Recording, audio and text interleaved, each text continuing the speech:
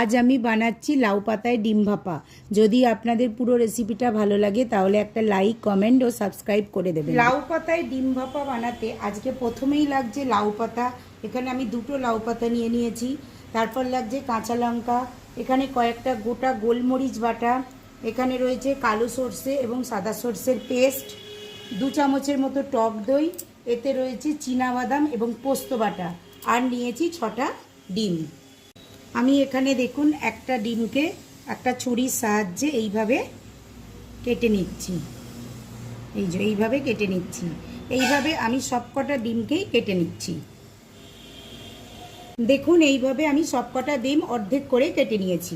এবার আমি কিছুটা সর্ষের তেল এটার মধ্যে দিয়ে দিচ্ছি, এই ফ্রাই প্যানটার মধ্যে। আমি এপিট ওপিট করে লাল করে ভেজে নিচ্ছি। এবার এর মধ্যে আমি কিছুটা লঙ্কার গুঁড়ো এবং হলুদের গুঁড়ো মিশিয়ে নিলাম। ভাজা ডিমগুলো আমি দেখুন এইভাবে নাবিয়ে নিয়েছি এবং এর মধ্যে এবার আমি সবকটা উপকরণ যেমন দই, সর্ষে বাটা, বাদাম এবং পোস্ত বাটা, কাঁচা লঙ্কা কুচি এবং গোলমরিচ বাটা সবই এর মধ্যে দিয়ে মিশিয়ে নিচ্ছি ভালো করে। এবং এর মধ্যে আমি কিছুটা হলুদ দিয়ে দেব, কিছুটা নুন এর মধ্যে আমি দিয়ে দেব, এবং সর্ষের তেল এর মধ্যে কাঁচা সর্ষের তেল অ্যাড করতে হবে 3-4 চামচের মতো। আমি এখানে একটা স্টিলের টিফিন কৌটো নিয়ে নিয়েছি এবং দেখুন এইভাবে আমি একটা লাউ পাতাকে এটার মধ্যে এইভাবে পেতে নিয়েছি। এবার এর মধ্যে আমি একটা একটা করে ম্যারিনেট করা ডিম এটার মধ্যে আমি বসিয়ে দেব।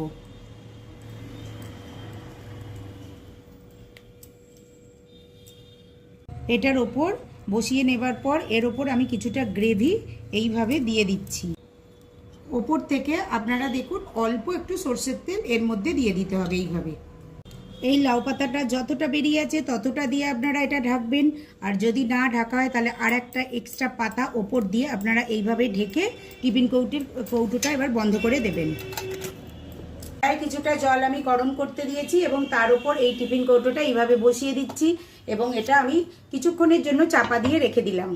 আমি টিফিন কৌটোটা দেখুন নাবিয়ে নিয়েছি এবং এটা খুলছি এবং খোলার পর আমি পাতাটা সরিয়ে দেখুন কি লোভনীয় দেখতে হয়েছে না।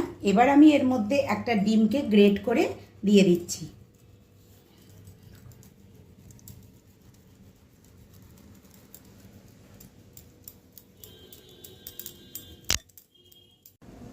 এখন দেখুন আমার লাউ পাতায় ডিম ভাপা একদম রেডি। পুরো ভিডিওটা দেখার জন্য অনেক অনেক ধন্যবাদ।